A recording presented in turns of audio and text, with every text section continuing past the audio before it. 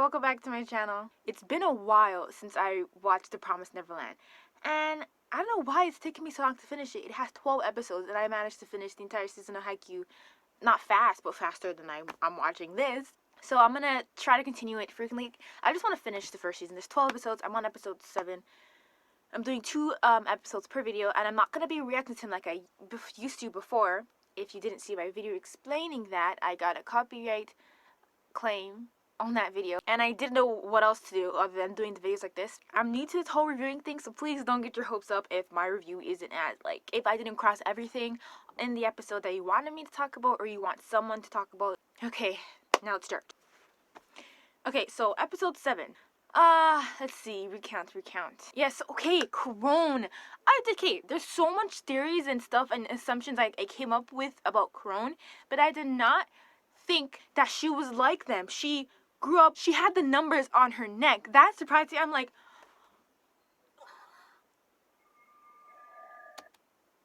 what the hell? She was an orphan in the house, so why is she like this? And then she just casually showed it, and I'm like, okay, they didn't reveal it as in such, like, it was a surprise to me. Like, okay, Crone is crazy, but what made her so crazy? And then she shows, her chest. It's like, instead of a tiny little tracking device in her ear, it is a huge thing, tracking device, freaking taking time bomb in her. She said if any of the adults leave the farm, their hearts will stop. So, and then it'll notify headquarters and it'll notify everyone. So then the plan of them taking out the adults, because they're saying they might have to kill Isabel, and now they know from Crone was saying that if they try, like, killing the adults, the headquarters would be notified, and the headquarters is where all those demon monsters, whoever are staying at, which they cannot alert them, because then everything will be for naught. Crone saying, oh, like, every assumption I made of her saying she just okay, of course, she had that motive out flat and dry. She wanted to be mother. She wanted Isabel to take the blame, and that's exactly why she wants to team up with them. But I think in the long run, like overall or whatever, I think she doesn't really care. She'll team up with them, but if there's like a part in the plan where she could automatically screw over Isabel and become mother, she doesn't care where Norman and them stand in this plan. And then they're being so secretive in these episodes. Like, I'm so annoyed. She found that note under Ray's bed or Ray's desk or whatever, and I'm thinking that because it showed it cut to them and they were like smiling, so I was thinking they placed something on purpose for Crone to find, so then she does something stupid and then like she's out of their like whole plan. But I don't know, you always have to think like how these kids would think. They're way too damn smart. So I was thinking that they placed that paper or whatever she found there because she seems super surprised, and she says it is one of Isabel's weakness. So I don't know what is on that paper, but it's probably something false, maybe true,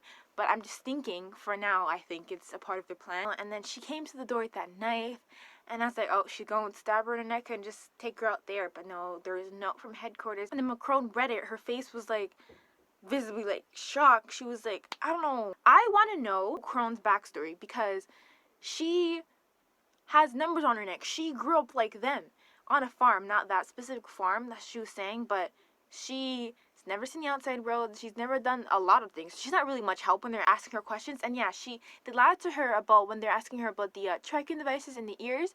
She said, oh yeah, I know you're lying. You didn't touch your ears to see. You didn't do this, you didn't do that. I can tell by your shaking, your sweating, your blinking. So yeah, I don't know why they lied to her about that, but I'm like thinking, she's like, why'd you guys lie? Why'd they lie? How come they're not gonna trust you right off the bat 100% just because you said you'll help them if it gets you what you want in the long run?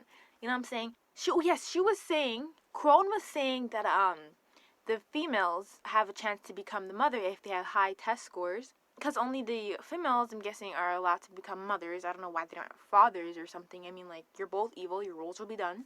But I guess only mothers. So the females can become mothers with good test scores. But yes, I want to know Crone's backstory and how she was able to become an adult with them. She said she's only 26, but and she's not a mother either. So maybe she's a mother in training. I don't know how that works.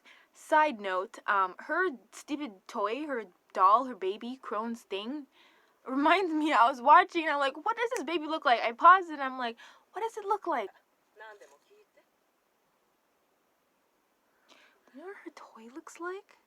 It looks like Coraline's friend. Her friend, not her friend in the overworld, I'm gonna call that. Her friend in the underworld, like the closet world. Her friend with the button eyes. That version of him. The doll looks like him, and I think so. I think so. Yeah, I'm gonna put a picture on screen because that's what I think the little baby looks like. It's freaking creepy. The camera's zooming out on him for no reason. I'm like, what the hell? Okay, so episode 8. That episode had way more to talk. Has way more to talk about. So much happened in that episode. First things first, that happens. Crone dies. I knew that Crone was gonna die, but I didn't know it was me so soon. And when I'm saying so soon, it's like, but is it really that soon? There's only 12 episodes and she died in the 8th one. But it felt like I was just introduced to her like a couple episodes ago. Which it technically was, but I don't think Crone deserved to die like that.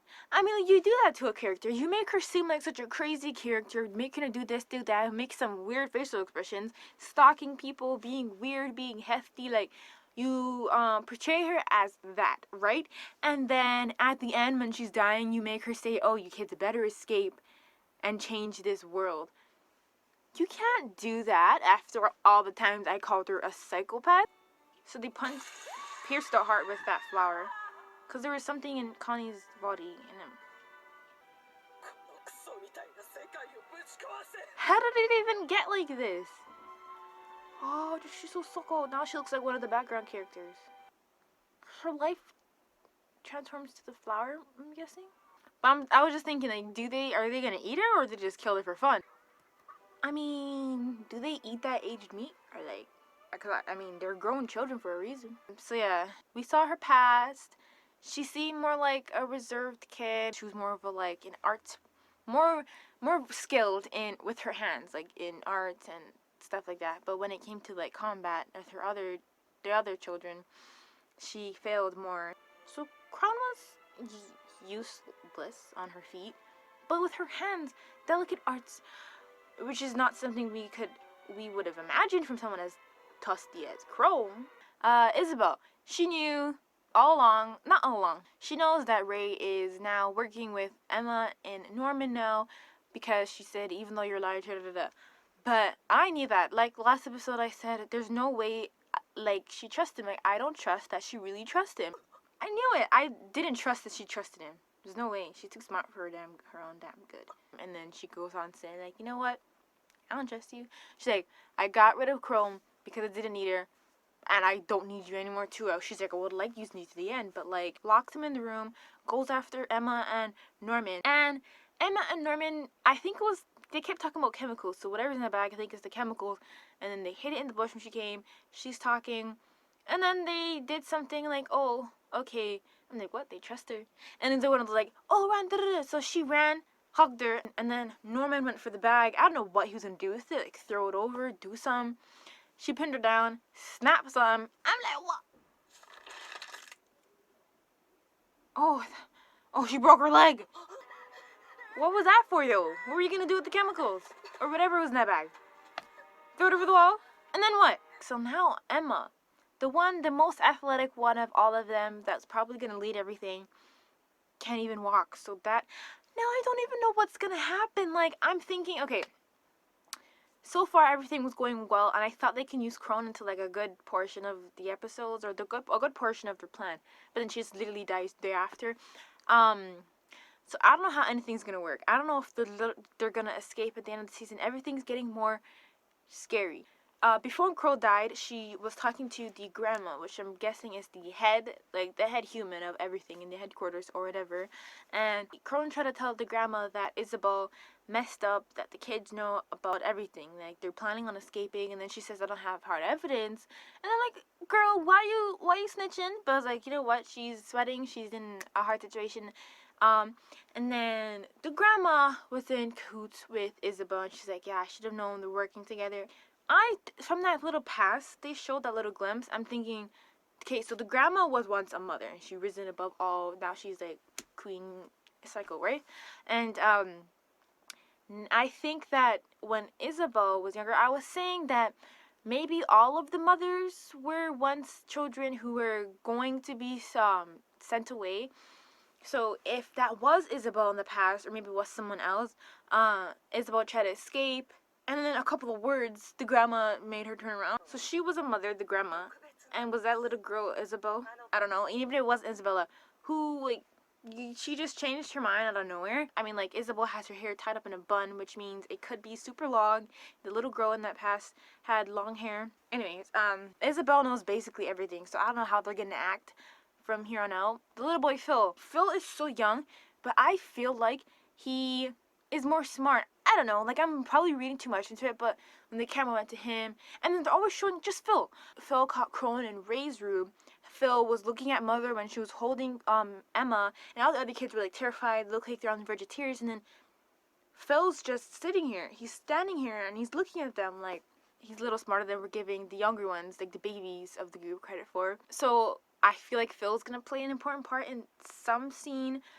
And the last thing to talk about episode 8. This whole time I thought the recent ship off would be Ray because of what they've been talking about. Ray seemed like okay with it. As a cover, he seemed okay with it. And then Isabel comes saying, oh, there's been a change of headquarters, or we come to something like that. She said Norman's shipment date has been moved up.